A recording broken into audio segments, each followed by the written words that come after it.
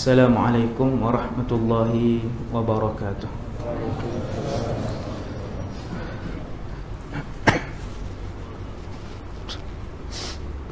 A'udzu billahi minasy syaithanir rajim.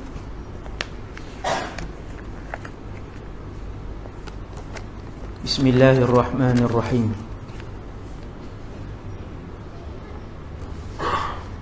Alhamdulillahi rabbil alamin. Wassalatu wassalamu ala asyrafil anbiya'i wal mursalin wa ala alihi wa ashabihi wa man tabi'ahum bi ihsanin ila yaumiddin. Wala hawla wala quwwata illa billah al-aliyyil azim. Wala hawla wala quwwata illa billah al-aliyyil azim. Wala hawla wala quwwata illa billah al-aliyyil azim.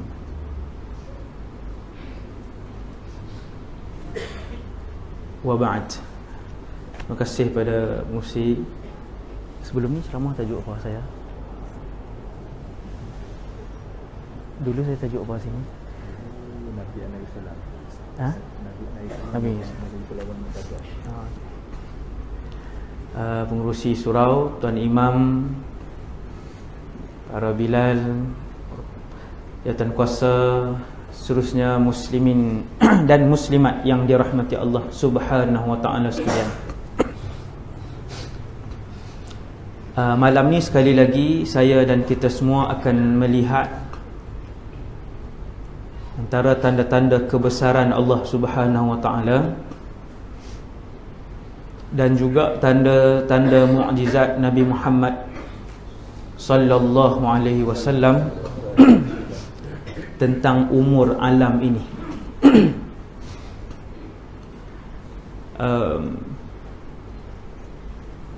Beberapa bulan yang lepas tajuk kita Nabi Isa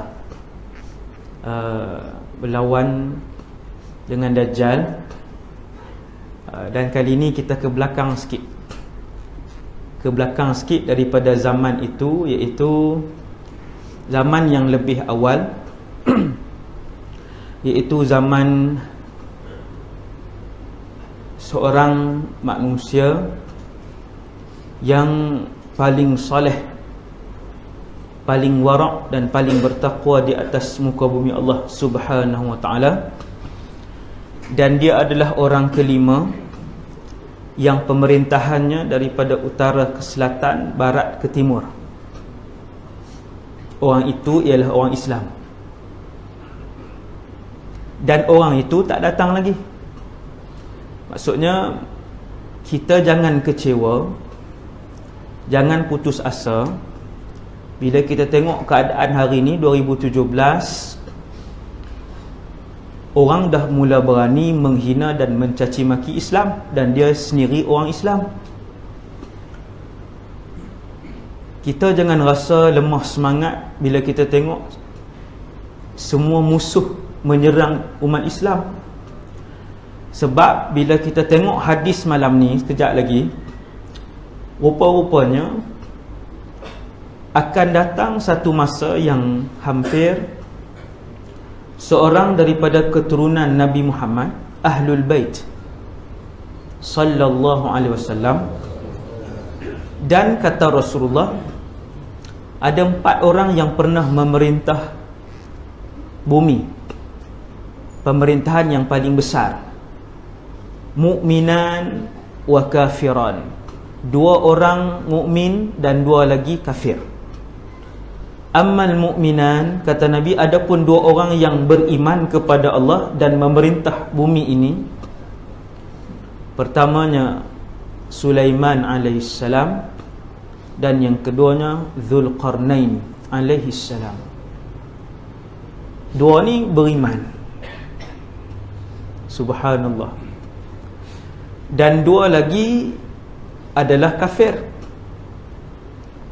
Kata Rasulullah, yang pertamanya Namrud dan yang keduanya Bukhtanasar. Wilayah mereka sangatlah luas. Orang yang duit dia banyak, kerajaannya luas, tenteranya kuat, dalam keadaan dia fasik dan kafir, tidak beriman kepada Allah, itu banyak.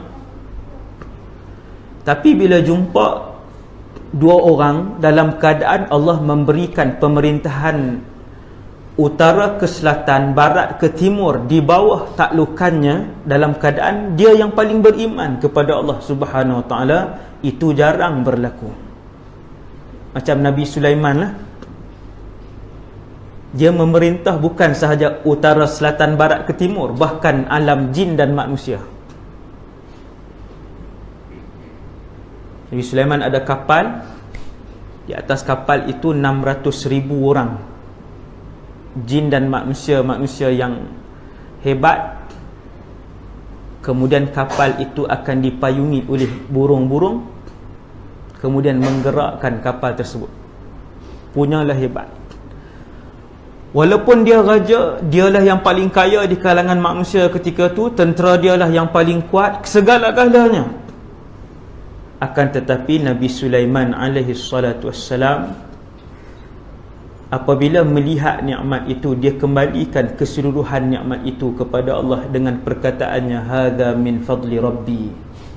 Subhanallah, hadza min fadli rabbi, kata Nabi Sulaiman, ini semua kelebihan dari Tuhanku. Itu 4 orang. Kata Rasulullah sallallahu alaihi wasallam, dan ketika mana kalian melihat setiap inci alam ini dipenuhi dengan kejahatan dan kezaliman, daripada yang tak ada pangkat sampailah yang paling tinggi pangkatnya, daripada yang tak dikenali sampailah yang paling terkenal, daripada yang miskin sampailah yang paling kaya, kesemua berlumba-lumba membuat kezaliman, kejahatan dan pembohongan. Ketika itulah kalian akan melihat cucuku, cicit dan keturunanku, kata Rasulullah, beliau akan keluar. Fayamla'uha qistan wa adla, dan dia, cucu Rasulullah itu, akan memenuhkan bumi ini dengan keadilan dan keberkatan. Maksudnya, ustaz, tak ada siapa mencuri? Tak ada siapa mencuri lah zaman itu. Subhanallah, tak ada jenayah, tak ada. Hari ini 2017, 10 minit seorang anak luar nikah di Malaysia. Maklumat Jabatan Pendaftaran Negara, 10 minit seorang. Bukan zina, lahir. Kalau tanya 10 minit berapa berzina, boleh mencecah angka 1000. Lahir anak 10 minit seorang, sampai ke hari ini.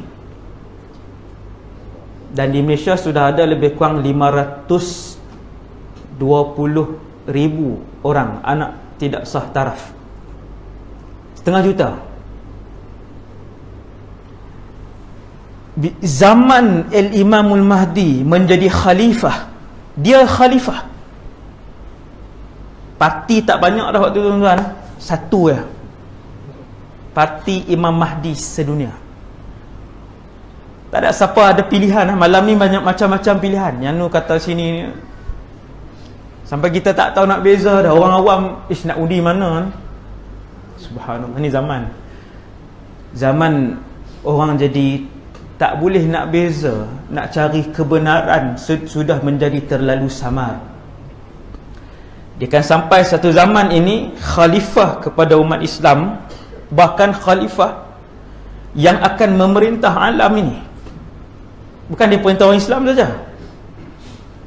Zaman itu seluruh manusia akan tunduk dengan Islam. Maksudnya harapan itu cerah. Cuma yang Allah akan soalkan ialah, apakah setiap daripada kamu menjalankan tanggungjawab masing-masing dengan kapasiti masing-masing, dengan kemampuan masing-masing untuk membangkitkan Islam, untuk menjulang Islam, untuk mempertahankan umat Islam. Buat atau tidak kerja. Allah tak tanya duk zaman siapa. Duklah zaman siapa pun, zaman Fir'aun kah kamu, zaman siapa pun yang memerintah, Allah tanya apakah yang kamu lakukan kepada Islam dan umat Islam. Buat tuan.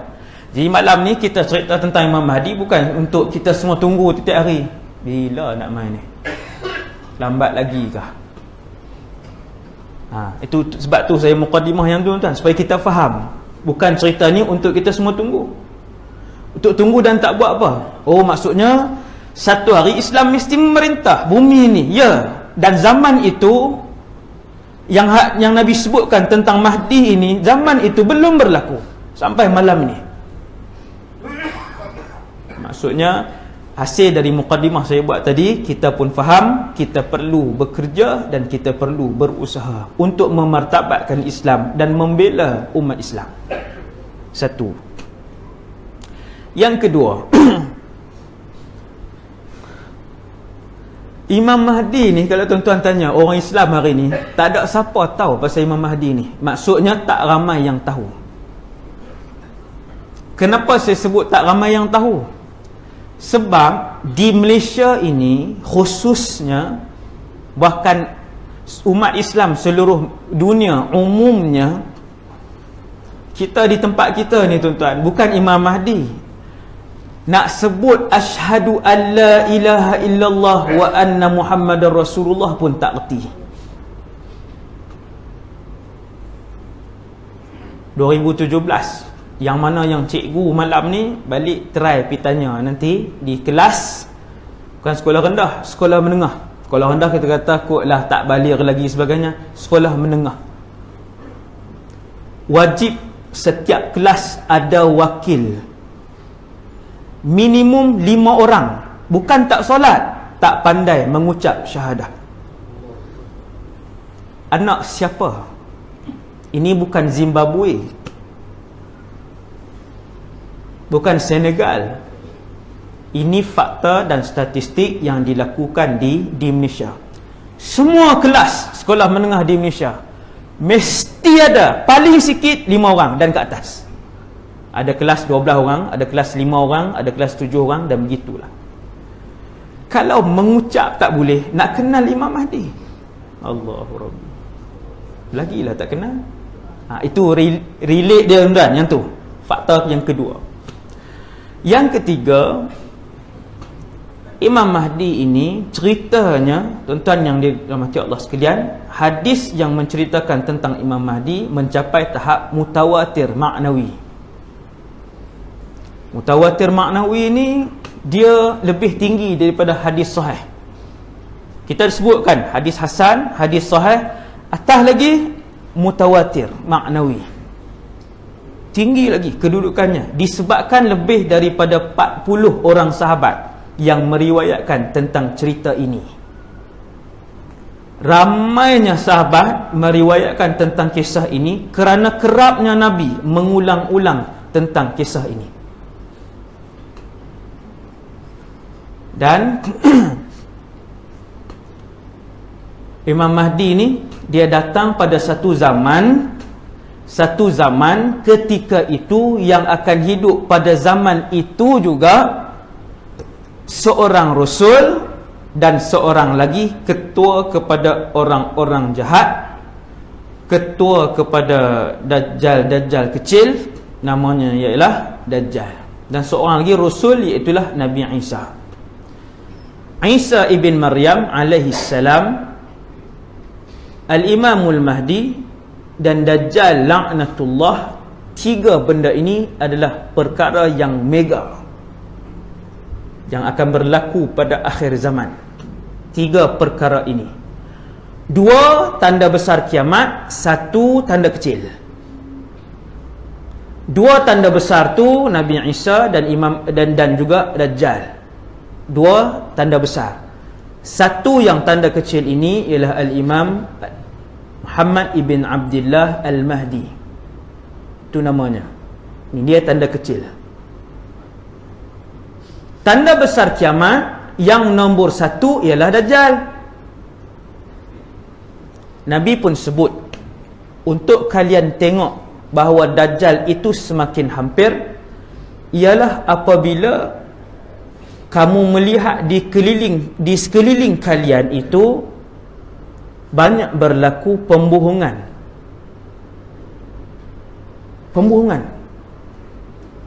Sehingga orang yang bercakap benar dipanggil penipu, yang penipu itu dipanggil bercakap benar. Sehingga orang yang amanah tidak diberikan jawatan, dan sehingga orang khianat diberikan jawatan, pentadbiran, pengurusan dan juga kepimpinan. Yang paling khianat dalam negara, yang tu yang diberi paling tinggi. Suasana itu, kata Rasulullah, dekat-dekat dengan kemunculan Dajjal. Ada lagi suasana tu tuan-tuan? Dah ada. Suasana manusia yang paling khianat, dialah yang diberikan jawatan yang paling besar, utama. Kemudian kata Rasulullah sallallahu alaihi wasallam, dekat dengan kemunculan Al-Imamul Mahdi pula ialah, tuan-tuan tengok tanda nu pun dah ada. Ini tanda yang Nabi sebut tentang kemunculan Mahdi. Kalian akan melihat, tadi saya dah sebut, kezaliman dan kejahatan itu berada di dalam kehidupan masyarakat. Semua nak buat jahat, semua nak fitnah. Seolah-olah pada zaman ini manusia berlumba-lumba untuk berbohong. Keluar satu video, kita pun tak tahu video tu siapa yang terlibat, sah ke tidak, video tu video aib, dedah aurat sebagainya, share. Dengan mudahnya kita share.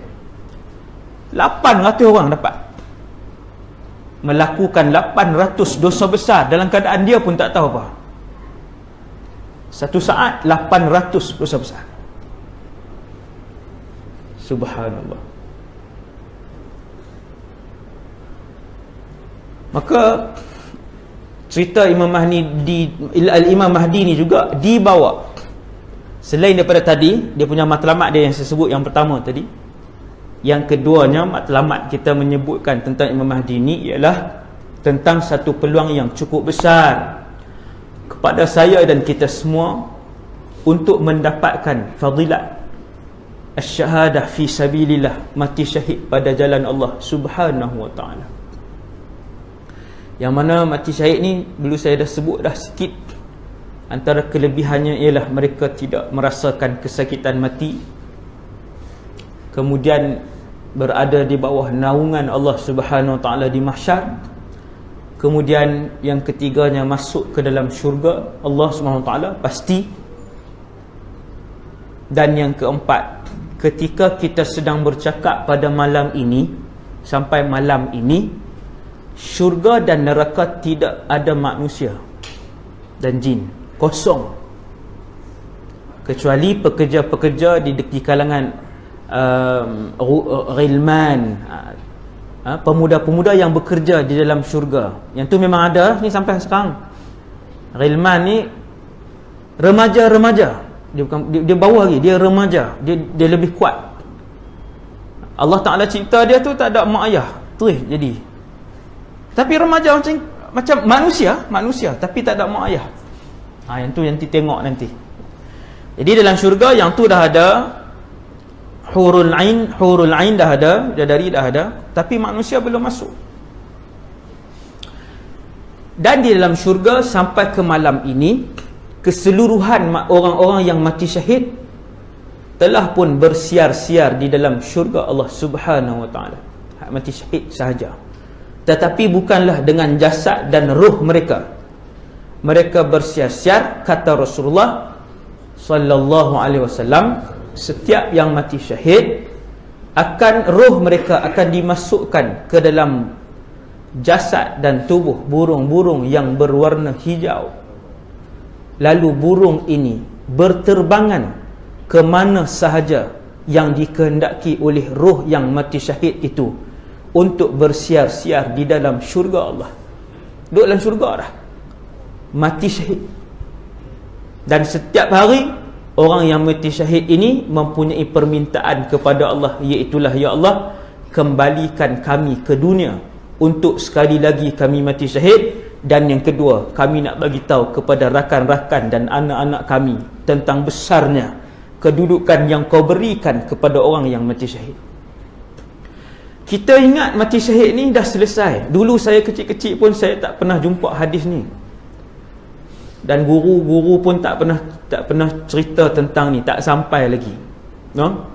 Kita ingat era mati syahid ni dah berakhir, kan? Habislah, tak ada dah peluang. Rupa-rupanya mati syahid yang berjihad ni peluangnya sangat besar, iaitulah pada zaman munculnya Imam Mahdi ni. Bahkan bukan sahaja mati syahid, perang yang akan berlaku pada zaman itu, kata Rasulullah, adalah satu peperangan yang paling besar dalam sejarah manusia. Ni yang kita nak cerita ni. Tuan sekalian.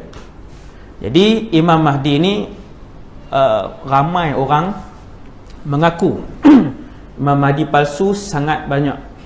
Saya pernah buka YouTube dan tengok Imam Mahdi dalam majlis Dr. Zakir Naik ke ataupun anak murid dia, tiba-tiba bangun seorang Imam Mahdi, kan? Dia pun mengaku. Biasa banyak tuan-tuan dalam sejarah Islam 1200 tahun ni, ratusan yang mengaku. Di Malaysia ada tak Imam Mahdi? Di Malaysia Nabi adalah Rasul, Tuhan. Hantu. Jadi Imam Mahdi ni belum. Orang Malaysia tak sampai lagi, tak ada maklumat rasanya. Sebab tu tak mengaku lagi. Nak mengaku Nabi Isa susah. Sebab Nabi Isa ni dia duduk di langit kedua. Orang tanya langit kedua ada apa? Sebab tu jarang mengaku Nabi Isa tuan. Tapi Imam Mahdi ramai. Jadi bila yang berceramah malam tu, anak murid Dr. Zakir, saya tak silap saya, yang berceramah malam tu, bangun Imam Mahdi tiruan ni, kemudian dia tak cakap banyak lah. Yang ceramah malam tu kata, apa bukti kamu Imam Mahdi? Satu je lah dia minta. Dia kata Imam Mahdi ni boleh cakap Arab. Jam lah, sebab orang tu orang India, kan, yang mengaku tu. Dia pun jawab, dia kata saya boleh. Waktu tu saya pun dengar air. Lagi dia cakap Arab sungguh jenuh. Bila dia kata saya boleh, dia pun terus cakap Arab. Dia kata Alhamdulillahirabbil alamin Ar-Rahmanir-Rahim Maliki Yaumiddin. Dia baca Fatihah sampai habis, kan? Dia kata inilah bahasa Arab saya. Tuan-tuan yang dirahmati Allah sekalian, bagi sesiapa yang mengkaji hadis Imam Mahdi, maka dia akan melihat di sana ada beberapa belas kriteria panjang untuk mengaku sebagai Imam Mahdi. Tak cukup salah satu, maka tak boleh untuk mengaku sebagai Al-Imamul Mahdi. Yang pertama, dia mesti dilahirkan di Madinah Al-Munawwarah. Satu surau tak boleh mengaku dah ni, kan? Kemaman lahir di Kuantan, di Sungai Petani, lagi jam, kan? Mesti Madinah. Habis dekat tu syarat pertama, jam lah. Hadis yang saya beritahu ni semua hadis sahih dan hasan daripada Rasulullah sallallahu alaihi wasallam. Yang kedua, dia mesti lelaki. Makcik-makcik, ibu-ibu lagilah. Nak sesat ke macam mana ke, nak mengaku, bagi lepas syarat pertama dulu, laki. Yang kedua, dilahirkan di Madinah, kan? Mesti kena lahir Madinah. Yang ketiga, mestilah namanya Muhammad, seperti yang disebut oleh Rasulullah sallallahu alaihi wasallam. Nabi kata yuwati usmu husmi wasmu abihi isma abi. Hadis sahih riwayat Imam Ahmad, Tirmizi dan Abu Daud. Kata Rasulullah, nama lelaki itu, pemimpin itu yang akan menyelamatkan umat Islam ketika itu, namanya seperti namaku, nama ayahnya seperti nama ayahku, iaitu nama dia mesti Muhammad bin Abdullah Al-Mahdi. Mahdi itu gelaran yang diberikan oleh Rasulullah sallallahu alaihi wasallam. Nabi bagi gelaran kat dia. Syarat yang keempat ialah dia mesti dibai'ah di Makkah Al-Mukarramah. Ini syarat yang keempat. Ini akan berlaku tuan Dia mesti dibai'ah di Makkah Al-Mukarramah di hadapan Kaabah. Nah, kalau dalam Tesco pula duk bai'ah lagi ya. Jauh sangat lah tu kan. Depan kedai makan pula. Dia mesti depan Kaabah, di antara Hajar Aswad dan Maqam Ibrahim. Di antara rukun dan maqam. Rukun hujung tu lah, no? Hajar Aswad. Rukun tu Hajar Aswad dengan Maqam Ibrahim. Di situ dia akan dibai'ah. Bai'ah ini di apa? Dia akan dibai'ah, maksudnya macam ni.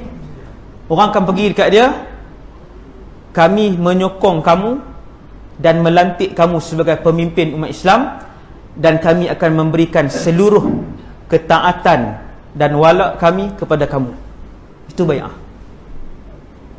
Maksudnya itulah yang akan dilakukan oleh orang Islam ketika itu kepada Imam Mahdi di hadapan Kaabah, di antara maqam dan juga Hajar Aswad di situ. Dan disebutkan dalam hadis dhaif bahawasanya antara yang terawal yang menentukan bahawa pemuda itu ialah Imam Mahdi ialah ulama-ulama daripada Syam. Ni kehebatan bumi Syam kan. Ulama-ulama daripada Syam dan ulama-ulama daripada Iraq.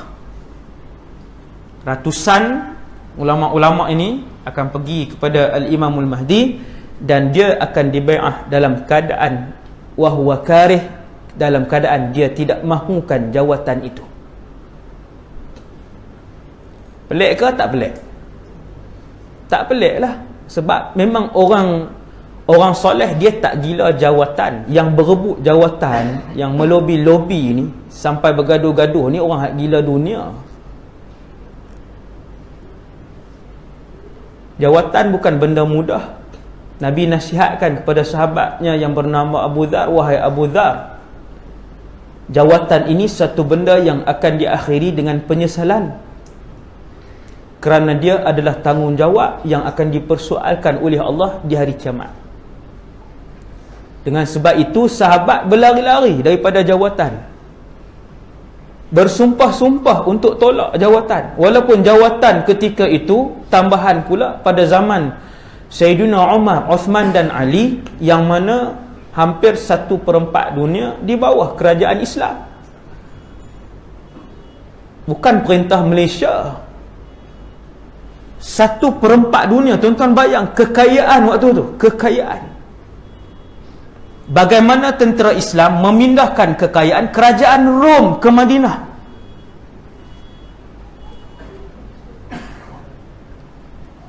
Kekayaan kerajaan Rom ketika Rom jatuh setelah berperang dengan tentera Islam, pindah kekayaan mai Madinah.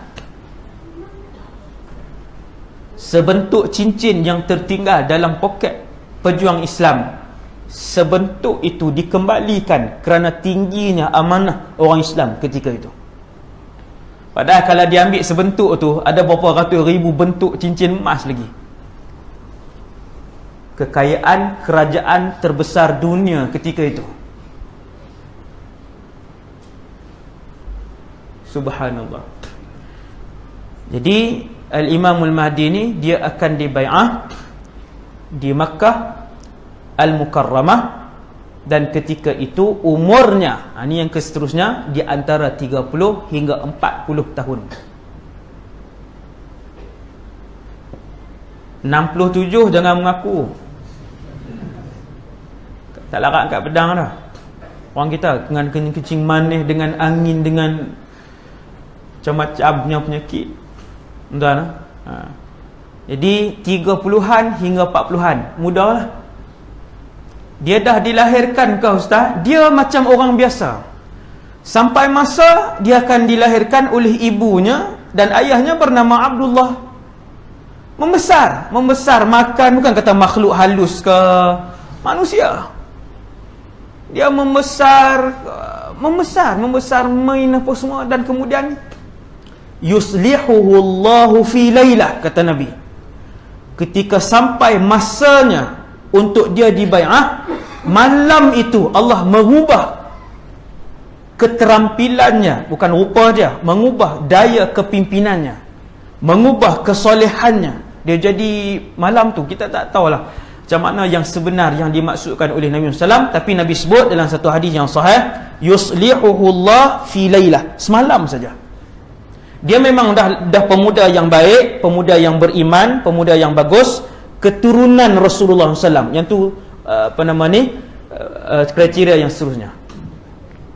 Mesti ahlul bait.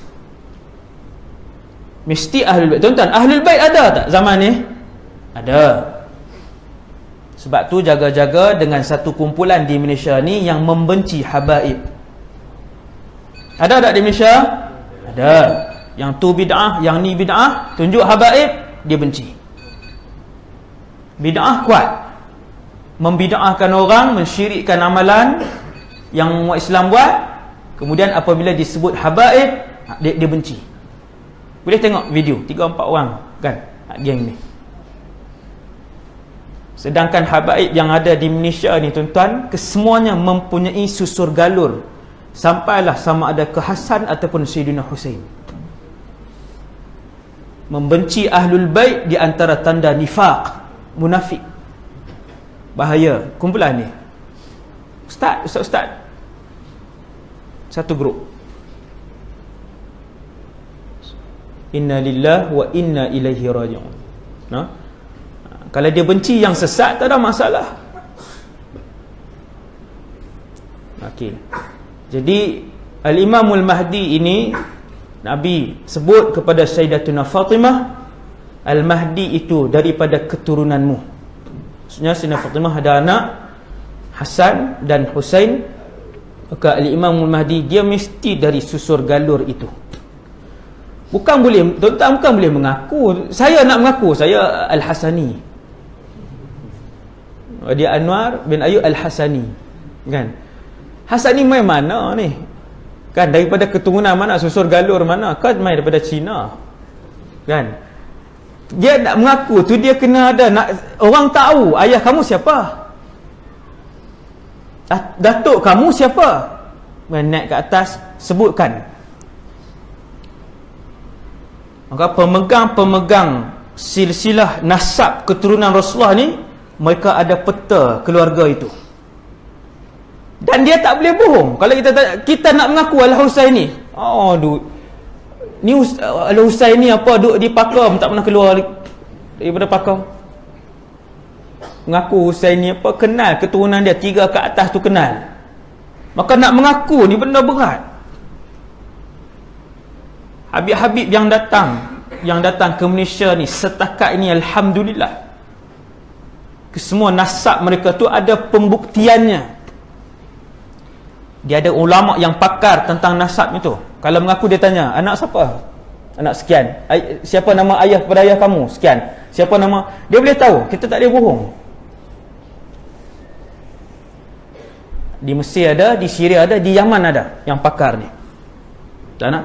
Jadi Al-Imamul Mahdi ini adalah cucu cicit keturunan Rasulullah sallallahu alaihi wasallam, sama ada daripada Hasan ataupun Husain, itu khilaf di kalangan ulama. Kemudian tadi 30 hingga 40 umur dia, kan? Bukan 12 tahun, bukan 18 tahun. Tu banyak tu kriteria tu, 7 8 dah tu. Sebab itu ketika kita tahu kriteria seorang imam yang nak bergelar dengan nama Al-Imam Muhammad bin Abdullah Al-Mahdi, kalau satu orang tu mengaku, kita tanya 2-3 benda je daripada kriteria ni, dia tak lepas dah. 2-3 je daripada ni. Dan yang paling kuat kata para ulama untuk menentukan seorang itu al-imam yang disebutkan oleh Rasulullah sallallahu alaihi wasallam ialah di hari selepas daripada dia dibai'ah oleh kumpulan ulama daripada Syam dan kumpulan ulama daripada Iraq, kemudian umat Islam yang lain akan berbai'ah kepadanya. Kata Rasulullah sallallahu alaihi wasallam, ketika kalian mengetahui bahawa berita dia telah pun dibai'ah, imam itu telah pun dibai'ah di antara rukun dan maqam, maka hendaklah kalian mendatanginya. Fabayi'uhu walau habwan 'ala thalji. Pergilah berbai'ah kepadanya walaupun terpaksa merangkak kata Rasulullah di dalam salji. Nabi nak bagi tahu walaupun susah. Sebagian ulama kata mungkin peristiwa bai'ah itu berlaku pada musim salji. Ada yang ulama setuju, ada tak setujulah. Jadi saya tak mau masuklah banyak sangat khilaf. Kita ambil yang paling asas,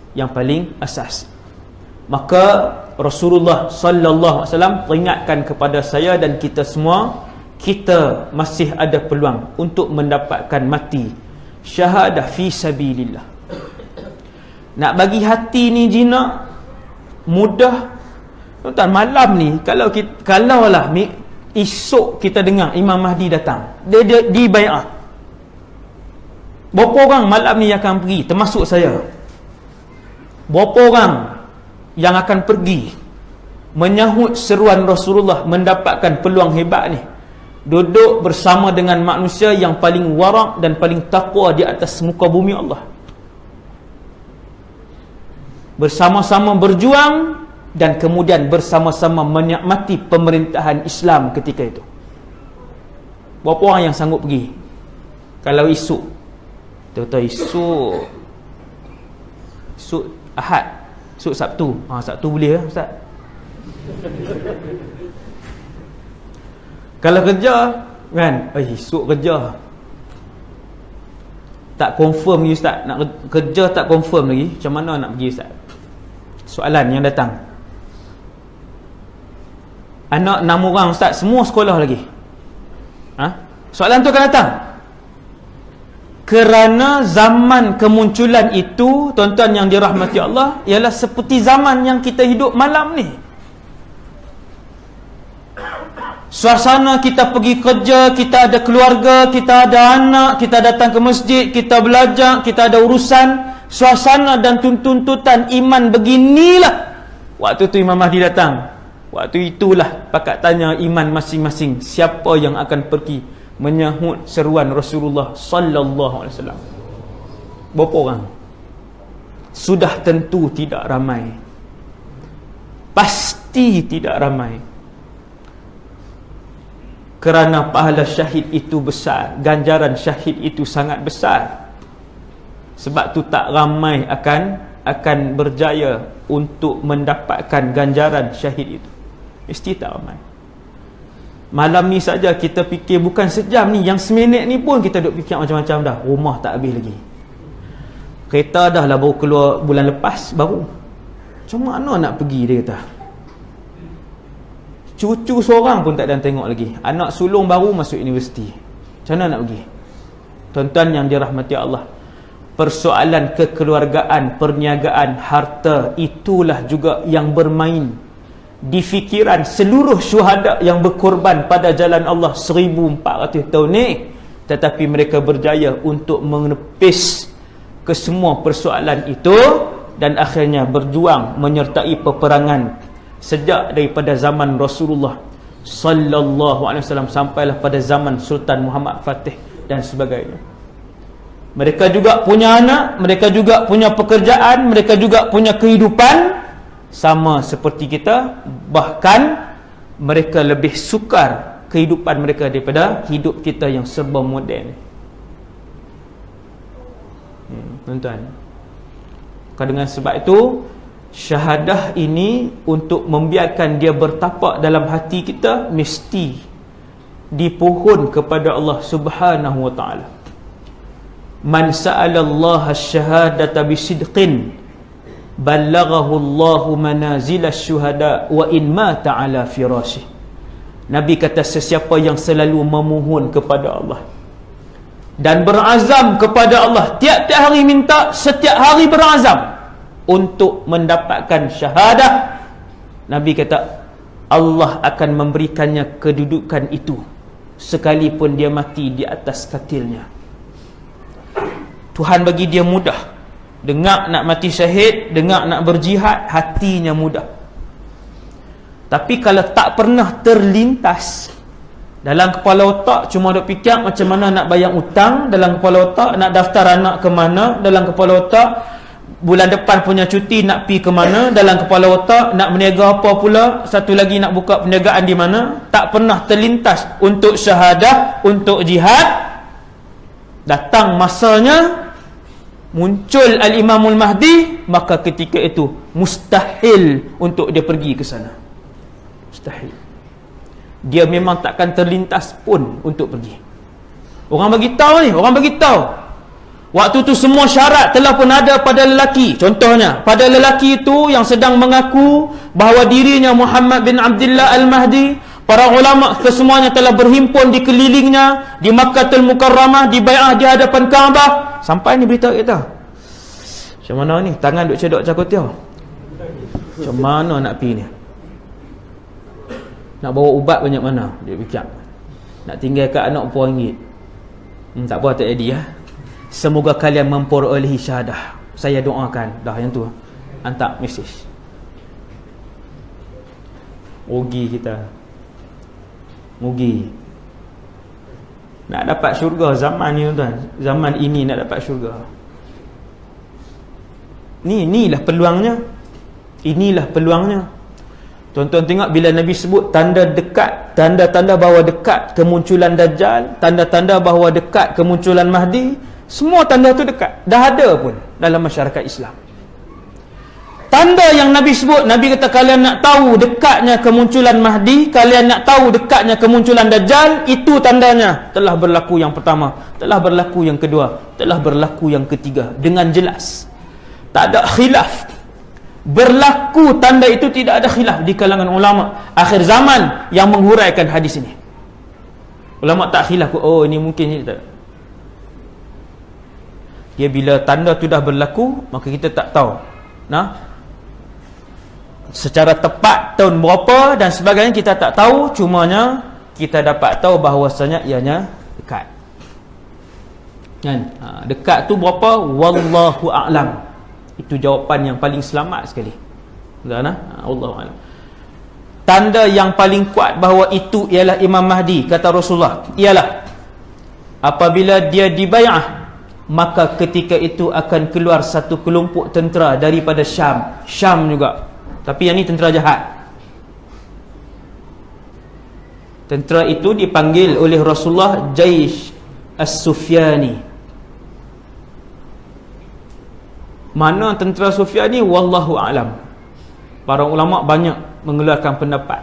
Tak apa kita sebut. Yang pasti tentera jahat tu datang daripada Syria. Hari ini antara presiden, antara yang paling jahat dalam dunia ni Bashar al-Assad. Membunuh lebih daripada 300, lebih daripada 400,000 rakyat dia sendiri. Bashar al-Assad. Lebih daripada 2 juta, lebih dari 3 juta rakyat dia yang telah keluar. Penuh sana dan sini. Wallahu alam. Saya tak kata yang tu tentera yang akan keluar daripada Syam. Kata Rasulullah, tentera itu akan keluar daripada Syam, kemudian akan menyerang Makkah Al-Mukarramah. Fa idza kanu bi bayda'a minal ard khusifat bi awwalihim wa akhirihim. Apabila mereka sampai di satu tempat tanah lapang, sebagian para ulama kata namanya Baida, nama tempat tu ada di Madinah. Ni Syam, ujung sekali Palestin, Syria, Jordan, habis dah bang. Madinah di sini, Madinah, sini Mekah. Mekah hujung. Ni Madinah, ni Mekah. Bila Nabi sebut Imam Mahdi ni dibai'ah di Mekah, di sini. Syam mana? Syam, sini Syam. Jordan, Syria dan Palestin. Jordan, Syria dan Palestin, ini semua Syam. Dan tentera itu disebutkan oleh para ulama daripada Syria, daripada sini, daripada Syam ni. Sebab hari ni Syam, kalau sebut bumi Syam, maka dia merujuk kepada sini, Syria. Palestin, Syria, Jordan, Madinah, Mekah. Tentera itu akan keluar daripada sini.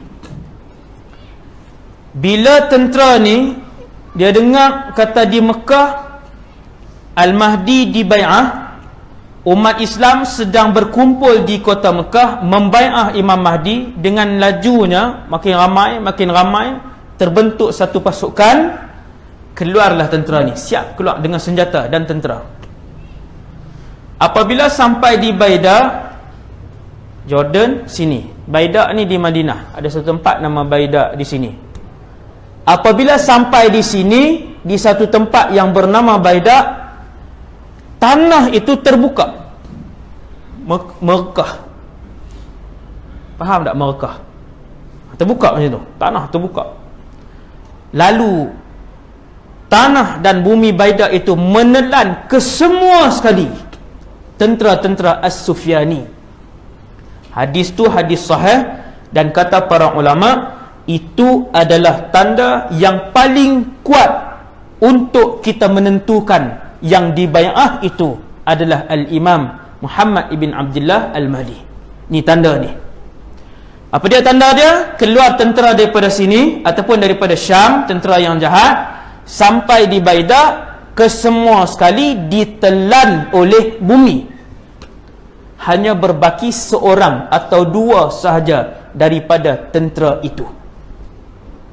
Baki itu pula berlari, bagi tahu dekat penduduk Syam, dan satu lagi bagi tahu kepada penduduk di Makkah bahawasanya tentera mereka kesemuanya telah pun mati. Ramainya tentera ni tuan-tuan, ramainya tentera ni, yang ada di keliling tentera ni pun masuk dalam lubang tu. Hak peniaga yang lalu di situ nak pergi tengok tentera siapa jalan. Kenapa saya sebut benda ni? Sebab Sayyidatuna Aisyah tanya, ya Rasulullah, yang ditelan oleh bumi ketika itu termasuklah orang-orang yang tak ada kena mengena dengan tentera tu. Kan Nabi pun kata, yukhsafu bi awwalihim wa akhirihim thumma yub'athuna ala niyatihim. Ya wahai Aisyah, semua ditelan, dan nanti di padang mahsyar mereka akan dibangkitkan mengikut niat mereka. Ada yang tak ada kena mengena, maka dia akan dibangkitkan dengan niat hanya lalu saja, nak tengok saja, ataupun yang berniaga di situ saja, di kawasan tu dia berniaga, tentera lalu, telan sekali dengan dia sekali, masuk ke dalam tu. Jadi ulama bila baca hadis tu, hadis yang tentera As-Sufyani akan ditelan di tempat tu, antara faedah yang dikeluarkan oleh ulama ialah jangan berada dekat dan mencampuri dengan orang-orang yang dilaknat oleh Allah Subhanahu wa taala dan orang-orang yang zalim. Jangan duduk dekat dengan mereka. Sebab dia main bala, kena semua sekali. Tuan, jadi selesai. Habis tentera ni pun kena telan. Selesai semua tu, alhamdulillah. Tapi belum habis lagi dia punya cerita dia. Apa berlaku? Orang pun mula membai'ah. Tuan, semua kita di kalangan yang membai'ah dan menjadi seseorang daripada pasukan tentera terhebat di dunia itu. Tuan, bai'ah. Kemudian Al-Imam Mahdi pun keluar daripada bumi Mekah, bawa pengikut-pengikut ni. Seluruh dunia lah tuan-tuan, seluruh dunia. Kalau tuan-tuan tanya, ustaz, waktu tu teknologi macam ni ke ataupun tak ada semua teknologi ni? Wallahu a'lam. Wallahu a'lam. Tuan, tak tahu, kita tak tahu apakah kesemua teknologi ni akan kekal. Kipas, lampu, satelit, internet, handphone kekal ke? Roket, jet, kapal terbang semua tu, ataupun kesemuanya terbatal dan rosak dan manusia kembali kepada peralatan lama dan sistem lama? Wallahu a'lam. Sekali kita tengok ada beberapa petunjuk. Ada beberapa petunjuk.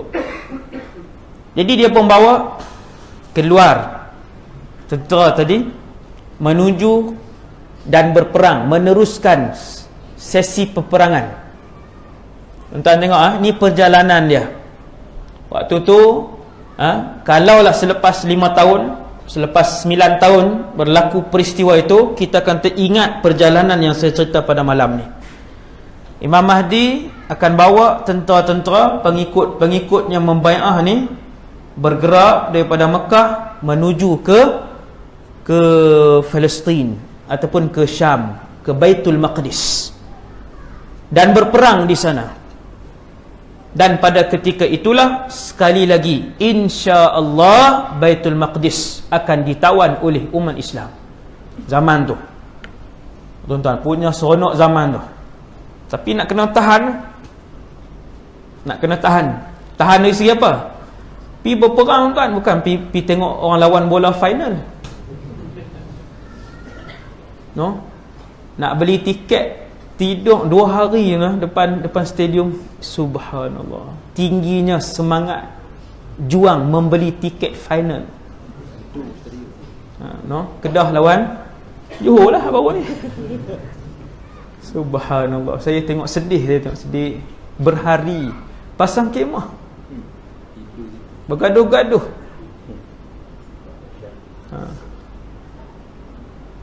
Jadi yang ini lebih susah. Nak tinggal kerja, nak tinggal harta, nak tinggal duit simpanan yang dah banyak, kan? Kemudian nak pergi ke sana, pergi pula berperang. Kalau senjata moden masih ada, tuan-tuan sekalian, senjata moden masih ada, seandainya zaman tu senjata moden masih ada, senjata apa yang akan kita hadapi ialah senjata yang tuan-tuan tengok hari ni lah. Nuklear tu, jet-jet yang tak boleh dikesan oleh radar, dia punya Jadi untuk peringkat pertama, Imam Mahdi akan bawa para pejuang ini kemudian berperang sehinggalah Baitul Maqdis berada di bawah pemerintahan Islam, dan Baitul Maqdis dijadikan sebagai pusat pemerintahan tentera ataupun Al-Imam Mahdi ketika itu. Alhamdulillah. Selepas daripada situ, perang demi peperangan, perangan demi peperangan.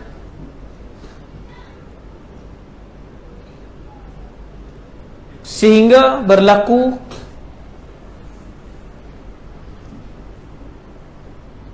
kita akan bersepakat dengan Rom. Siapa pula Rom ni? Nabi sebut Rom, tuan-tuan. Kalian akan bersepakat dengan Rom, berlawan dengan satu musuh lain. Siapa? Macam-macam lah ulama keluarkan pendapat. Antara yang paling banyak, kata para ulama, apabila Nabi sebut Rom, merujuk kepada Eropah dan Amerika Syarikat. Ramai ulama berpendapat sedemikian. Kita orang Islam ketika tu, tentera Imam Mahdi, orang panggil apa? Bukan dia sepakat, dia panggil bekerjasama, bersekutu. Tentera Islam Imam Mahdi ketika itu akan bersekutu dengan tentera Nasrani, berlawan dengan satu musuh lain. Nabi tak namakan, Nabi kata berlawan dengan satu musuh lain. Ramai ulama, antaranya Dr. Umar Abdul Kafi yang mengkaji hadis akhir zaman, dia sebut musuh lain itu ialah Rusia. Ijtihad lah, yang ni bukan hadis, bukan qat'i, bukan muktamad. Ijtihad, ulama ijtihad. Tapi ini akan berlaku. Kita bersekutu lawan, akhirnya menang yang bersekutu ni, orang Islam dan Nasrani ni, menang. Kemudian setelah menang, orang Nasrani pun sebut bahawasanya yang memenangkan kita ialah salib ini. Dia mula daripada situ, jadi besar. Orang Islam tak suka dengan perkataan itu, tak setuju, yang memenangkan itu ialah Allah. Akhirnya berpecah. Sehinggalah orang-orang kafir itu bersekutu ke semua mereka. Yang ni yang perang besar ni, yang disebutkan di dalam hadis dengan nama peperangan itu Nabi namakan Al-Malhamatul Kubra. perang terbesar. Tuan-tuan tahu di mana perang itu berlaku? Peperangan itu akan berlaku di Syria. Hak ni Nabi sebut spesifik nama tempat, dia tak ada khilaf. Iaitu Nabi kata, kalian akan melihat musuh-musuh itu akan turun dan berhimpun di satu tempat. Hadis Sahih Muslim, yang tempat itu bernama Al-A'maq ataupun Dabiq. Google lah, Alif Ain Mim Alif Qaf. Dia atas Syria, di utara Syria. Saya pun tak sampai tempat tu. Tempat lain alhamdulillah, saya akan cerita sikit. Yang lain-lain tu saya pernah sampai. A'maq atau Dabiq ni tak terlintas untuk pergi ke situ. Katanya tempat itu sampai hari ni, tempat itu dia memang tak ada bangunan, dia kosong sejauh mata memandang. Memang nama tempat sampai hari ni 2017, tempat itu namanya A'maq, satu bahagian lagi namanya Dabiq sampai hari ni. Nabi kata di situlah mereka akan turun dan berhimpun. Mukjizat. Dan itu perang yang besar. Yang mana yang akan menyertai pasukan tentera Imam Mahdi ketika itu hanyalah mereka-mereka yang terbaik di kalangan umat Nabi Muhammad sallallahu alaihi wasallam. Yang terbaik sahaja. Dalam satu hadis dhaif disebutkan bahawa mereka kesemuanya adalah awliyaullah. Semua wali saja. Subuh 6.30 tak pi perang ni. Hutang orang saja tak bayar, takkan masuk perang ni. Mustahil. Mustahil. Mulut kuat mengumpat, mustahil. Semayang duk tinggal lagi satu waktu, sehari satu waktu, mustahil. Fasik mustahil untuk menyertai perang ni. Mustahil. Tak dapat.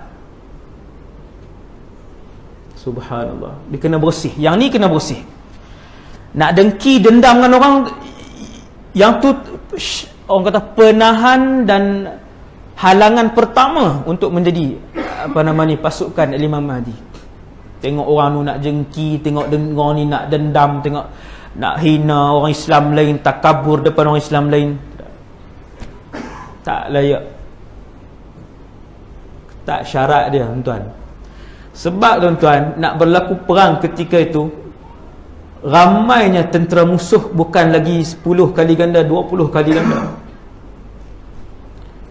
Ramainya tentera musuh ketika itu ribuan kali ganda. Tuan-tuan, seorang nak bertemu, Allah, nak bertemu dengan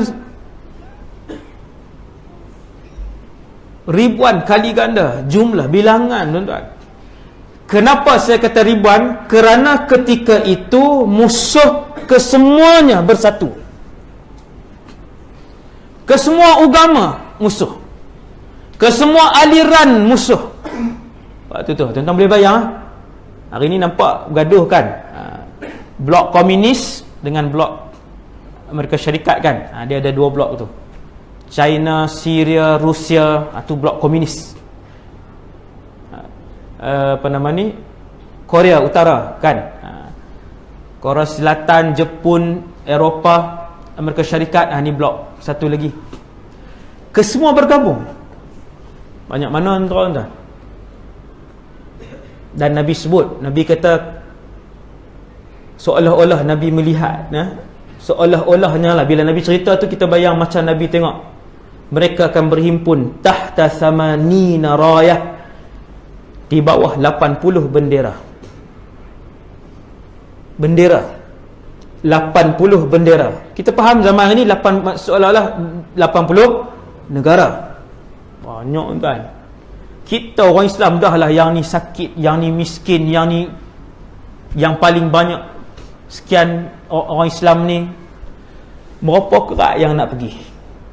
Berapa kerat yang akan bersama dengan keturunan Rasulullah ni? Tuan-tuan, akhirnya berhimpunlah, kata Rasulullah sallallahu alaihi wasallam, untuk menghadapi al-malhamah al-kubra.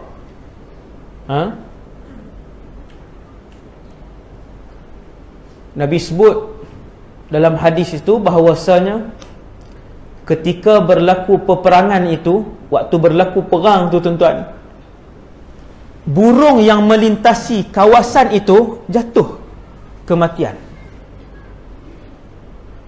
Kawasan perang tu, maksudnya suasana perang, burung yang melintas pun jatuh, kena juga dia pun. Maksudnya mungkin bahagian udara, bahagian bawah dan sebagainya. Maka bergeraklah tentera Al-Imamul Mahdi ini dengan jumlah yang sedikit. Dengan jumlah yang sedikit. Pergi ke tempat yang bernama A'maq ataupun Dabiq tersebut, dan kemudian berlakulah pertempuran ketika itu.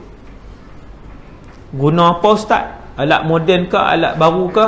Wallahu alam. Cumanya pada peringkat awal 1/3 tuan-tuan bergerak satu tempat, kemudian tentera Islam bergerak di satu tempat.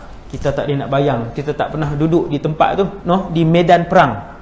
Siapa yang pergi umrah, ajak mutawif pergi ke Badar. Hari ni kerajaan Saudi dia dah mula benarkan orang yang buat umrah ni untuk keluar daripada Mekah, Madinah. Dulu bila kita buat visa buat umrah, 3 tempat saja kita boleh pergi. Lain pada tu boleh ditangkap. Mekah, Madinah dengan Jeddah. Keluar daripada tu bahaya. Boleh, tapi kalau kena tangkap, dia rampas pasport dan sebagainya. Sekarang Saudi pun dah tak ada dana dah. Banyak projek-projek terbengkalai. Dia buka untuk turis ni makin luas. Boleh pergi. Saya dah sampai alhamdulillah di Badar. Tapi janganlah pi sama-sama kita. Bila sampai di Badar, orang tanya di mana berlaku perang. Pakat tengok 10 orang, semua tak tahu. Di mana tempat orang Islam, tengok pula 10 orang, semua tak tahu nak jawab. Yang tu rugi lah, kena bawa orang yang reti. Tuan-tuan, saya sampai di situ alhamdulillah. Kita tengoklah tempat yang Nabi camp Rasulullah SAW dan camp tentera Abu Jahal ketika tu. Jauh juga tuan-tuan, tapi nampaklah bukit besar di sana dengan banjaran yang besar di hujung sana pula, dalam berapa 10 km lebih kurang. Dia luas, tengah tu luas. Ada pekan kecil je di situ, di mana didirikan kemah Rasulullah. Di situ dah ada Masjid Arish, nama tempat tu. Al-Udwatul Quswa, Al-Udwatul Dunya, di mana berlaku pertempuran, di mana macam itulah. Baru kita boleh bayangkan. Dia bila berlaku perang ni, kita boleh tengok kekuatan musuh daripada jauh. Tengok. Maka dalam peperangan Al-Malhamatul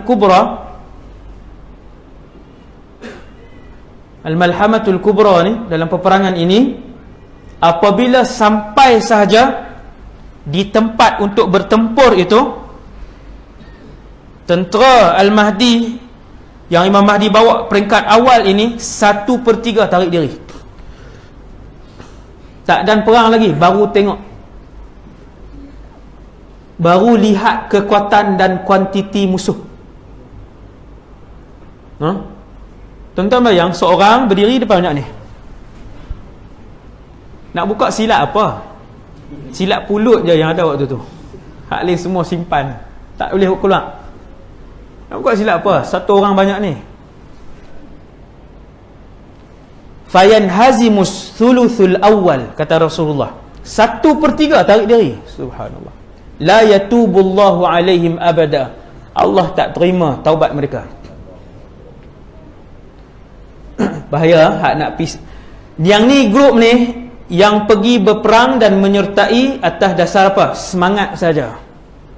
Dia tak bina iman. Daripada hari ni dia tak pernah bina iman, azam dengan ikhlas, memohon kepada Allah dengan ikhlas untuk mati syahid. Dia tak pernah bina yang tu. Ilmu pun tak ada. Pergi dengan semangat. Ini bahaya. Pergi dengan semangat, tengok-tengok hilang semangat. Hilang semangat, dia pun balik. Sebab dia pergi dengan semangat. Yang kekal ketika itu, hari perang ni tuan-tuan, kita dengar gendang sebelah sana dengan gendang di sebelah sini pun kita dah perut ni mengecut. Lah tuan-tuan pergi final pun mengecut perut. Habis bola tu, ni kecut ni sakit perut. Sebelum main tu, bukan kita main, pasukan negeri main. Tapi dah fanatik ni, rasa-rasa kecut di sini ni. Subhanallah, itu orang yang main bola final. Ini berperang dan kita sendiri. Nak bayang tengok, waktu tu tarik diri 1/3. Kemudian bermula pertempuran, syahid 1/3 lagi, tinggal 1/3 saja. Kata Nabi SAW, 1/3 itulah yang kekal sehinggalah mereka berjaya menewaskan pasukan musuh. Allahu Akbar. Kalah tuan, musuh kalah. Dalam satu hadis sahih menyebutkan mereka itu kesemuanya adalah awliyaullah, kesemua sekali mempunyai karamah, kesemua sekali jenis semayang berjemaah 5 waktu, kesemuanya adalah pendiri-pendiri qiyamul lail, kesemuanya yang hati mereka tidak ada dendam dan hasad kepada mana-mana muslim yang lain. Yang menang tu. Dan Nabi juga puji yang mati syahid yang 1/3 itu juga, mereka juga syuhada yang mempunyai kedudukan yang tinggi di sisi Allah Subhanahu wa taala, insya-Allah. Ketika mana ghanimah dibahagi-bahagikan, ni hadis panjang. Ghanimah ni harta rampasan perang. Banyaklah tuan-tuan. Bukan 2 buah negara tuan, bukan 2 buah negara. 80 rayah. 80 bendera. Lebih kurang, wallahu alam, 80 negara. Masing-masing bawa macam-macam kelengkapan, pelbagai kelengkapan. Akhirnya dibahagi-bahagikan. Ketika dibahagi-bahagikan itulah, bahagi-bahagi ghanimah tadi ni, ada satu suara menjerit, kembalilah ke kampung-kampung halaman kalian, kerana Dajjal telah pun tiba di kampung halaman kalian. Dajjal pula waktu tu. Memang zaman dia sekali. Sebenarnya yang melaungkan itu adalah laungan palsu. Memang Dajjal telah pun ada, tetapi laungan itu adalah laungan palsu. Tahu? Ketika itu Imam Mahdi dihantar 10 orang penunggang kuda terbaik kalangan umat Islam, yang paling ramai menganggotai tentera Imam Mahdi itu ialah tentera-tentera daripada Ahlil Madinah, bukan Madinah Munawwarah. Dalam hadis Sahih Muslim tu, hadis A'maq, hadis Dabiq itu, Nabi sebut daripada Madinah. Kesemua ulama menyebutkan yang dimaksudkan dengan Madinah itu ialah Syam, Mujahidin Syria. Hebat tuan-tuan, Mujahidin Syam sangat hebat. Mereka lah pasukan Mujahidin terbaik yang menganggotai tentera Al-Imam Muhammad ibn Abdullah Al-Mahdi. Terbaik. Yang lain-lain tu kita lah, insya-Allah. Tak berani sebut insya-Allah. Tak apa ustaz, ustaz pergi ustaz, kami sokong. Wallahu alam. Jadi daripada Syam, daripada Syam. Dan dalam hadis yang lain, hadis tentang fadilat ataupun kelebihan bumi Syam, Nabi pun sebut, sesungguhnya apabila berlaku malahim, perang tadi, Allah Subhanahu Wa Taala akan menghantar satu pasukan terhebat daripada Madinah, iaitulah Syam. Dan ketika itu ada satu bandar yang umat Islam berlindung di kota tersebut. Kota itu namanya Dimashq. Yang ni Nabi sebut terang. Kota itu bernama Dimashq. Sebab tu bila sebut pusat pemerintahan tadi, saya sebutkan Syria dan juga Palestin. Sebab Nabi sebut Dimashq dan Baitul Maqdis, dua kota ini, Dimashq dan Baitul Maqdis. Kata Rasulullah, tempat berlindung ramai orang Islam di satu kota namanya Dimashq, dan pusat pentadbiran mereka adalah di pinggir kota Dimashq. Tempat itu sekali lagi Nabi sebut Spesifik juga Nabi kata di satu daerah namanya Ghutah. Yang ni saya dah sampai. Saya belajar di Dimash 7 tahun dalam kota Dimash. Alhamdulillah, kota yang sangat barakah, dirasai keberkatannya, sehingga saya bila duduk lama di situ mencari-cari doa yang tidak dimakbulkan oleh Allah sepanjang berada di situ. Saya duduk tengok apa doa yang Allah tak makbul lagi. Kesemuanya punya barakah bumi itu, tuan-tuan. Sampailah saya pernah memohon satu benda yang mustahil dari segi adat, iaitu untuk bawa ibu dan ayah mengerjakan haji daripada bumi Syam. Bukan tawaf di Syria, pergi melalui situ. Tapi itulah permintaan saya, dan permintaan itu dimakbulkan oleh Allah. Bumi Syam ni memang siapa masuk dia boleh rasa kelainannya. Semua student tahu, bahkan student daripada Mesir ke, daripada Jordan ke, Jordan, bahkan daripada Jordan, bila masuk aja sempadan Syam dah rasa lain. Aura barakah tu lain. Siapa saja kita bawa turis pun daripada Malaysia pergi ke sana, bila masuk Jordan dah rasa lain. Masuk balik Syam rasa lain, keberkatannya tinggi. Tempat menjadi pusat pemerintahan Imam Mahdi dan Nabi Isa di situ. Nabi Isa nak turun pun di situ. Kem tentera Islam yang terkuat juga di Syam, di Dimash dan juga di Ghutah. Ghutah ni pinggir kota Damsyik. Saya ada keluarga angkat di situ dan selalu saya pergi di situ. Tanah lapang lah, banyak bangunan sikit-sikit saja. Tuan-tuan, di situ. Nama Ghutah. Jadi bila menjerit laungan palsu tadi, Dajjal telah keluar. Memang waktu tu memang zaman yang Dajjal akan keluar, sangat hampir. Sangat hampir. Maka orang ketika itu, umat Islam melepaskan ghanimah daripada tangan mereka, harta rampasan perang. Ketika itulah harta rampasan perang tidak diendahkan. Sebab apa? Sebab masing-masing takut. Bukan takut kat Dajjal, risau dengan iman anak dan isteri dan ahli keluarga di kampung masing-masing. Waktu itu diutuskan seramai 10 orang penunggang kuda terbaik pada zaman itu, kata Rasulullah. Nabi sebut penunggang kuda. Adakah Nabi sebut penunggang kuda tu kiasan kepada kepantasan? Tidak. Sebab dalam hadis itu Nabi sebut ketika itu Al-Mahdi akan menghantar 10 orang penunggang kuda terpantas dan termahir di atas muka bumi Allah. 10 orang ni, kata Rasulullah, aku kenal nama kesemua penunggang itu.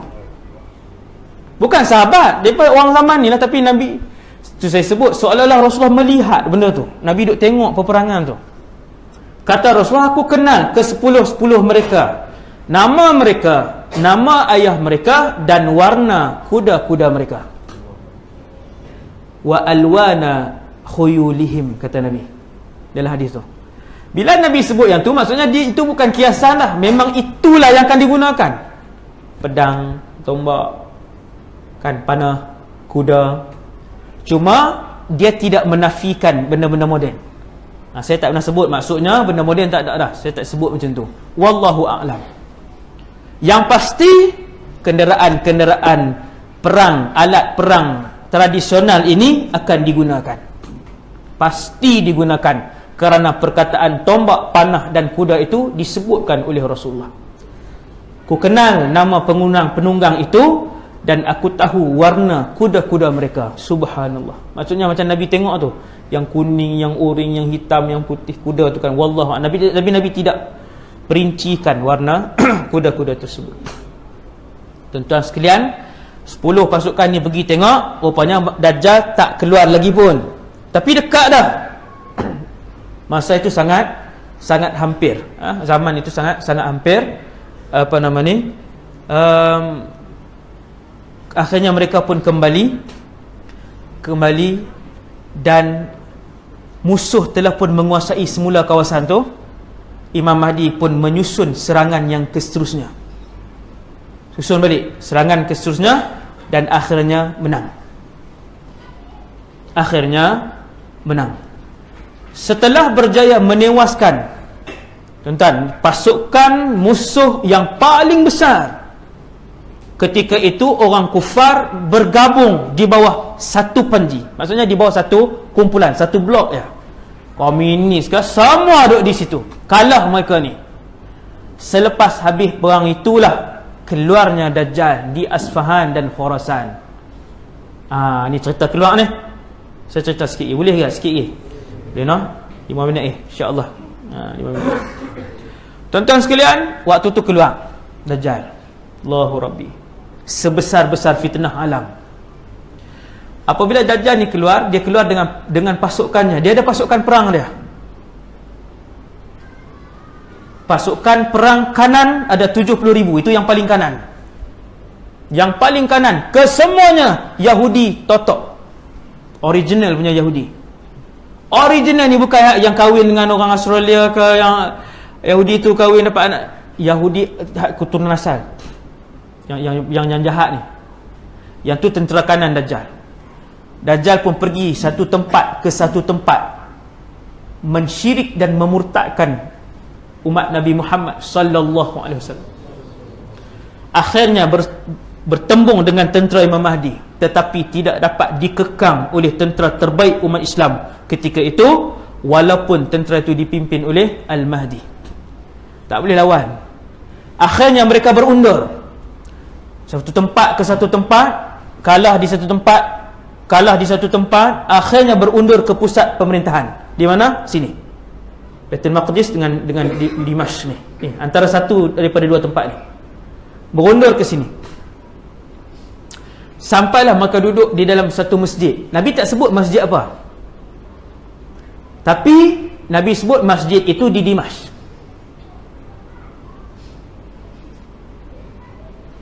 Tentera Imam Mahdi, yang ni saya dah sebut dah itu dalam ceramah yang lalu. Saya dah sebut dah. Tentera Imam Mahdi dan para tentera akan duduk dalam masjid ni, tetap mendirikan solat walaupun perang. Dalam perang ni, dia ada solat dalam keadaan berjalan, merangkak, berlari pun ada. Solat dalam peperangan tetap wajib. Mereka pun bersiap untuk solat. Dalam satu riwayat, sembahyang subuh penuh mujahidin dalam masjid. Masjid mana? Wallahu a'lam. Tetapi para muhaddis yang lama dan yang kontemporari, bila hurai masjid itu, mereka sebut masjid itu ialah Masjid Al-Umawi. 10 minit daripada rumah sewa saya waktu tu. Selalu kita pergi situ. Masjid tu masjid yang barakah, sangat tenang masjid tu.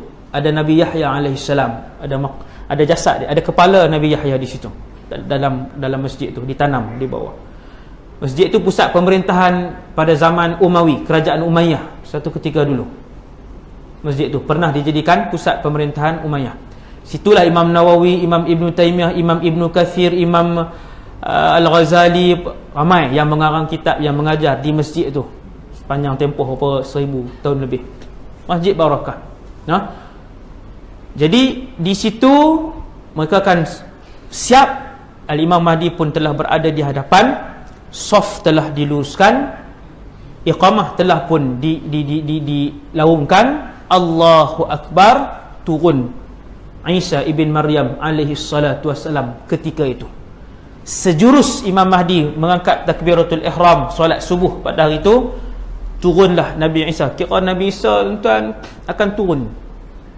Yang ni satu lagi berita gembira kan, untuk umat Islam. Turun. Yang turun Nabi Isa ni malaikat, dengan rupa bentuk malaikat. Sebab Nabi sebut dalam hadis sahih tu, Nabi Isa akan meletakkan tangannya di atas sayap malaikat. Tu tuan-tuan bayang apa tu? Burung helang macam-macam kan. Saya pun teringin juga kan. Bila Nabi kata meletakkan wadi'an yadaihi ala ajnihati malakain, tu teks dia, hadis sahih tu. Nabi Isa turun dalam keadaan meletakkan sayapnya di atas dua malaikat, dan dia turun di menara putih di masjid itu di timur Damsyik. Bila ulama tengok sifat masjid tu, ulama semua sebut itulah Masjid Al-Umawi. Balik sekali tengok Masjid Al-Umawi. tulis menara Nabi Isa. Menara Nabi Isa. Dia turun di situ, kemudian Nabi Isa pun turun. Yang tak semayang lagi ni, tengok di belakang, hak ni hak geng lipat kain pelekat lambat. Ambil semayang lambat kan, duduk belakang ni. Hak geng awal sah depan ni semua Allahu Akbar dah. No? Ni hak main ambil semayang lambat semua ni. Di kumpulan ni lah nampak mereka kenal Nabiullah Isa ibn Maryam. Macam mana mereka kenal sedangkan mereka juga tak pernah lihat seumur hidup? Jawapannya ialah, kata para ulama, mujahidin ini juga terdiri daripada mereka-mereka yang belajar dan mendalami ilmu agama. Bukan pitin kosong macam tu, tak ada apa. Belajar, orang reti.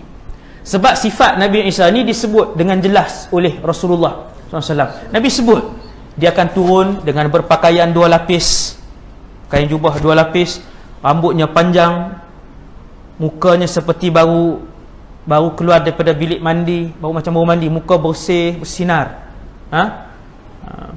Kemudian Imam Mahdi pun berundur ke belakang setapak.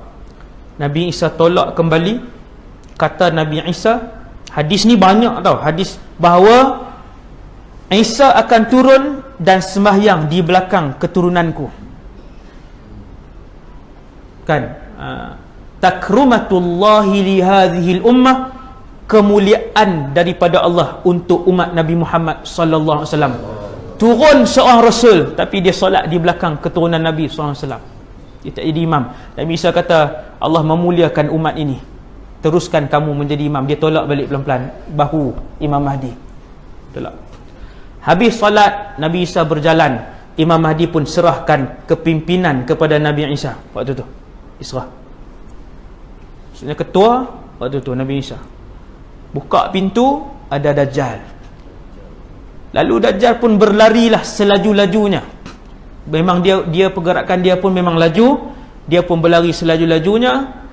Di sini Masjid Al-Umawi, Dajjal berlari ke sini, ke Palestin. Dia akan dibunuh, kata Rasulullah, oleh Nabi Isa di satu tempat yang bernama Babul Lud. Boleh type dalam YouTube, tulis Mantiqah Babil Lud, dalam bahasa Arab lah. Dia bahasa Melayu tak naik. Mantiqah Babil Lud, ada video 5 minit ataupun 3 minit, dia tunjuk kawasan Babil Lud di Palestin hari ni. Situlah Dajjal akan dibunuh. Dajjal terbesar alam tu, bukan badan dia besar, paling jahat, yang paling penipu tu. Bunuh di sini habis, matilah Dajjal. Kemudian tentera-tentera dia dibunuh oleh pasukan Islam. Kemudian saya ringkaskan, keluar satu lagi tanda kiamat, Ya'juj wa Ma'juj. Saya ringkaskan, selepas daripada Ya'juj wa Ma'juj yang mengerikan juga tu, Ya'juj Ma'juj ni lagi hebat. Nabi Isa pun tak boleh lawan. Lagi debeh. Lagi backing. Ya'juj Ma'juj ni lagi dahsyat dia punya pasukan tentera dia. Allah Ta'ala beritahu, wahai Isa, sekarang tembok Ya'juj Ma'juj sudah pun pecah, kalian tidak layak berlawan dengan mereka. Lagi dahsyat. Naik bermunajat je lah. Allah Ta'ala hantar pasukan, Allah Ta'ala hantar bantuan, mati Ya'juj Ma'juj. Maka hiduplah pada ketika itu di bawah pemerintahan Nabi Isa dan juga Imam Mahdi. Nabi sebut sama ada 5 atau 7 atau 9 tahun pemerintahan emas itu.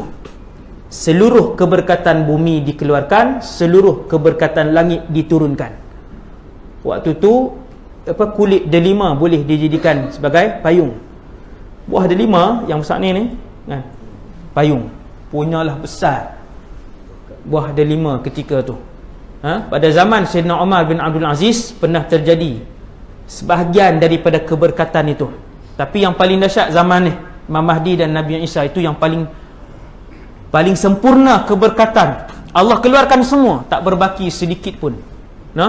Zaman Umar bin Abdul Aziz, waktu tu gandum pada zaman itu, gandum sebesar ini. Gandum sebesar ni, ibu jari saya ni, barakah punya gandum. 3 biji ya gandum makan, sebuah sepinggan, buat roti. 3 biji ni lah, cukup satu roti. Dan barakah pada zaman itu sehingga binatang-binatang tidak lagi berbisa dan sebagainya. Tuan bayang zaman tu, zaman Isa bin Maryam dan juga zaman Al-Imam Al-Mahdi. Semoga Allah Subhanahu Wa Taala menggolongkan kita di kalangan pengikut Nabi Isa dan juga Al-Imam Mahdi, insya-Allah. Sekadar tu dulu untuk malam ni, yang baik daripada Allah Subhanahu Wa Taala, yang lemah dan kurang daripada diri saya sendiri. Aku qali hadza astaghfirullahal azim li wa lakum. Assalamualaikum warahmatullahi wabarakatuh. Ada ni ada pihak surau memberi laluan kepada saya. Terima kasih untuk melancarkan sumbangan kepada sekolah yang siap dah tambun tanah lebih kurang 4 ekar apa semua. Sekarang buat boring air, 2 boring 11,000, kemudian nak masuk sadar, masuk air, nak masuk elektrik, sebagainya. Akan mula bina lah insya-Allah sekolah ataupun kolej lah, kolej yang saya buat di sana untuk para pelajar yang terpilih lah. InsyaAllah kita akan ambil daripada setiap negeri. Para pelajar tersebut bulan depan akan mula naik bangunan pertama. Jadi insyaAllah malam ni siapa yang ada zakat kelebihan daripada Allah Subhanahu Wa Taala boleh sama-sama sumbangkan dalam tabung, ada tabung disediakan. Terima kasih. Assalamualaikum warahmatullahi wabarakatuh.